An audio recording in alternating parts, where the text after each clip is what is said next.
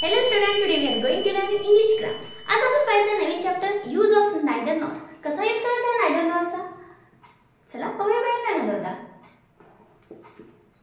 Sentence घेते. Mohan did not come. पहा sentence पूर्ण झालेले. नेक्स्ट डॉट येतो आणि इथे येतो सोहम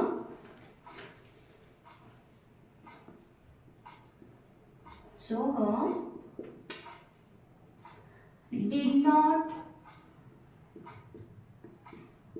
come. पहा सेंटेन्स फर्स्ट रीड करा. Mohan does not came, Soham does not came. आपले रिपीटेशन झाले. does not came हे काढून टाकायचं आणि त्या ठिकाणी आपण नायदर नॉट वापरायचं. तर कसं वापरायचं? फर्स्ट आपण मराठीत बघायचं. फर्स्ट पाहूया. Mohan does not came, Sohan does not केम. मोहन नाही तर सोहन सुद्धा आला नाही. मोहन आणि सोहन दोघं आले नाही. त्या ठिकाणी आपल्याला नायदर नॉट वापरून सेंटेन्स बनवायचा आहे. कसा? स्टार्ट करूया नायदरनी. Neither Mohan does not came.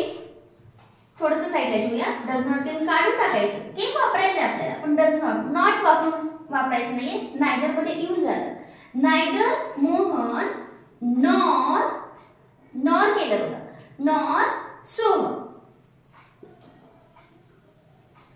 Neither Mohan nor Soham आणि ह्याच्यानंतर ह्यातलं पण हे आपण काढून टाकायचं.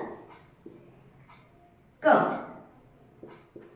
नायदर मोहन नाही तर सोहम सुद्धा आला नाही असा अर्थ तयार होतो. ओके, सोपं आहे खूप. फक्त तुम्हाला काय करायचं, नॉट आहे ते काढून टाकायचं ऑलरेडी वाक्यातलं, कारण ह्याचा अर्थ निगेटिव्हच येतोय. त्यामुळे मग हे जोडायचं कसं? कोणा दोघांबद्दल माहिती आहे त्यांना जोडायचं आणि जे डबल वापरलेलं असतं ते आपल्याला डबल वापरायचं नाहीये. म्हणजे आपलं सेंटेन्स होते neither Mohan nor Soham come. Next sentence घेऊया. थोडंसं वेगळं. He does not tell a lie. परत full stop. He does not give any explanation. आता या सेंटेन्सला जेव्हा आपल्याला नायदर नॉट वापरायचं तेव्हा काय करायचं? पहा, he does not tell lie. does not आले. he does not आपल्याला फर्स्ट काढून टाकायचं. मग काय येणार? इथे यायचं आपल्याला. हे does not काढून टाकून आता ऑलरेडी इथे काय होतं? नाव होतं. ही एकाच बाबतीचा. इथे दोघ जण वेगवेगळे होते. मोहन आणि सोहम दोघ जण होते पण इथे तसं नाहीये. एकाबद्दल सांगितले. ही आणि ही म्हणजे एकाबद्दलच माहिती दिली. तेव्हा आपल्याला स्टार्टिंगला नायदर वापरायचं नाही. तर काय करायचं? ही पहिल्यांदा लिहूया. ही कारण एकाबद्दलच माहिती सांगितली. एकाबद्दल दोन माहिती भेटले. काय? त्याला खोटं पण बोललं नाहीये, ते एक्सप्लेनेशन पण दिलं नाहीये. म्हणजे तो शांत राहिला असं सांगायचं. इथं दोघ जण वेगळे पण होते. मोहन पण आला नाही, सोहम पण आला नाही. त्यावेळेस मी नायदर मोहन नॉर सोहम घेतलं. तर या ठिकाणी तसं नाही करायचं ना. एकच नाव व्यक्तीबद्दल सांगितले म्हणून ही घेतलं. इथे राहायचं. ही नायदर टेल अ लाय. काय केलं? टेल अ लाय. हे डॉट काढून टाकायचं. या ठिकाणी नॉर. आता ही इथं आलेलं आहे ऑलरेडी म्हणून ही घ्यायची गरज नाही. हे काढून टाकूया कारण नायदर मध्ये त्याचं मीनिंग आले. Nor give any explanation.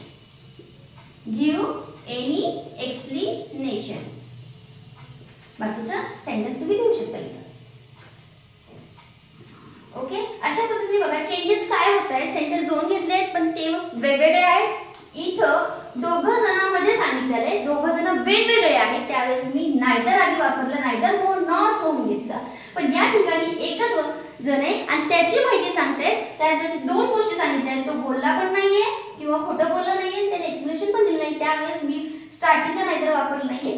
स्टार्टिंगला तो सब्जेक्ट वापरलाय. He neither tell a lie nor give आणि नॉर दुसरं जे काही त्यांनी गोष्ट केलेली आहे त्यांना नॉरने जोडलेली आहे. ओके, अशा पद्धतीने तुम्ही नायदर नॉट वापरू शकता. अजून आपल्याला ह्याचे एक्झाम्पल घ्यायचे आहेत. ओके, तुमच्याकडे काही एक्झाम्पल असेल, काही डाऊट असेल कमेंट मध्ये सांगत चला. आपण ते सॉल्व्ह करत चालू. व्हिडिओ कसा वाटला हे सुद्धा सांगत चला.